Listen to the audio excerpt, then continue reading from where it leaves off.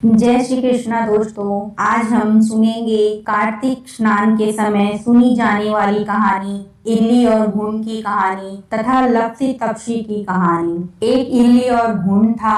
इल्ली बोली, आओ घुन, कार्तिक नहाए। घुन बोला, तू तो गोरी पड़ी है, तू ही नहा ले, मेरे तो मोट बाजरा पड़ी है, मैं तो नहीं नहाऊंगा। मैं तो हरे हरे बाजरे का सीटा खाऊंगा, ठंडा पीऊंगा। बाद में इल्ली तो राजा की लड़की के पल्ले लगकर चली गई और घुन नहीं नहाया।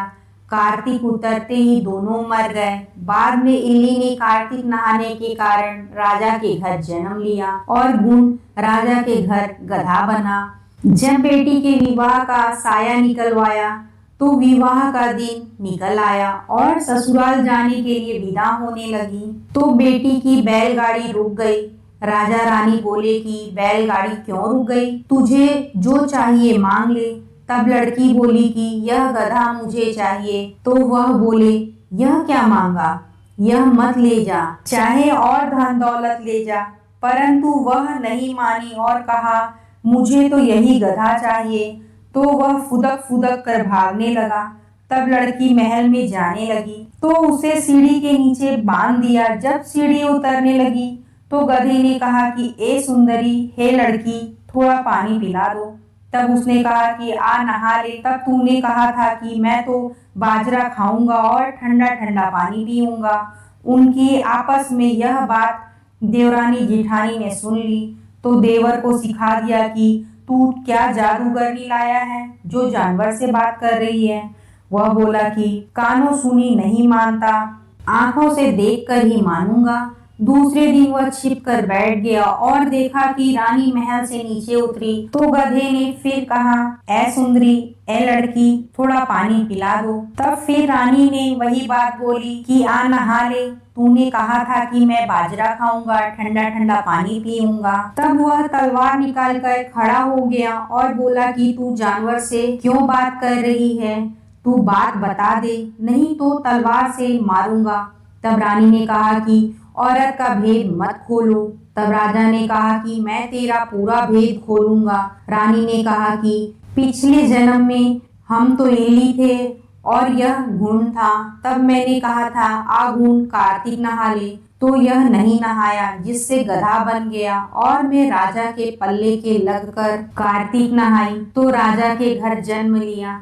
इसलिए मैं तो पिछली बात कर रही थी। यह बात सुनकर राजा ने कहा, क्या कार्तिक में नहाने से इतना फल है?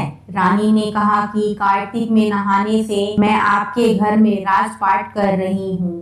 तब राजा ने कहा कि इतना फल है तो हम दोनों अब जोड़े से नहाएंगे और बहुत दान पुण्य करेंगे, जिससे आगे हमें और ज्यादा सुख मिलेंगे। दोनों कार्तिक नहाने लगे तो राजा के घर में बहुत धन संपत्ति हो गई। हे कार्तिक महाराज, जैसे इल्ली को सुख दिया वैसा सबको देना, जैसे घुन को दिया वैसा किसी को मत देना। अब हम लप्सी तप्सी की कहानी सुनेंगे। एक लप्सी और एक तप्सी था। तप्सी तो भगवान की तपस्या करता और लप्सी सवा सेर की लस्सी बनाकर भगवान का भोग लगाता और लोटा हिलाकर जीम लेता। एक दिन दोनों लड़ने लगे। लप्सी बोला कि मैं बड़ा हूँ और तप्सी बोला कि मैं बड़ा हूँ। इतने में नारद जी आए और पूछा कि तुम क्यों लड़ रहे हो? लप्सी ने कहा, मैं बड़ा हूँ, और तप्सी ने कहा कि मैं बड़ा हूँ। तप्सी बोला, मैं सारे दिन भगवान की पूजा करता हूँ। नारद जी बोले कि मैं तुम्हारा फैसला कर दूंगा। दूसरे दिन तप्सी नहाकर आने लगा तो नारद जी ने 1.25 करोड़ की अंगूठी उसके आगे फेंक दी। उसने आंख खोलकर देखा तो 1.25 करोड़ की अंगूठी पड़ी है। तब तप्सी ने वह अंगूठी उठाकर बगल के नीचे दबा ली और तपस्या करने लगा। लप्सी सुबह उठकर नहाकर 1.25 सेर लस्सी बनाकर भगवान को भोग लगाकर लोटा हिलाकर जीवने लगा। इतने में नारद जी आए और दोनों को बिठाया। तब दोनों बोले कि कौन बड़ा है? तप्सी ने कहा, मैं बड़ा हूँ। नारद जी बोले कि तू गोडा उठा। गोडा उठाया तो 1.25 करोड़ की अंगूठी निकली। तब नारद जी बोले कि ये अंगूठी तो तूने चुराई है, इसलिए तेरी तपस्या भंग हो गई, इसलिए लप्सी बड़ा है। तप्सी बोला कि महाराज, मेरी तपस्या का फल कैसे मिलेगा? तो नारद जी बोले, तेरी तपस्या का फल कार्तिक नहाने वाली देगी। फिर नारद जी बोले कि सबकी कहानी कहकर तेरी कहानी ना कहे तो कार्तिक का फल खत्म हो जाएगा। बोलो विष्णु भगवान की जय।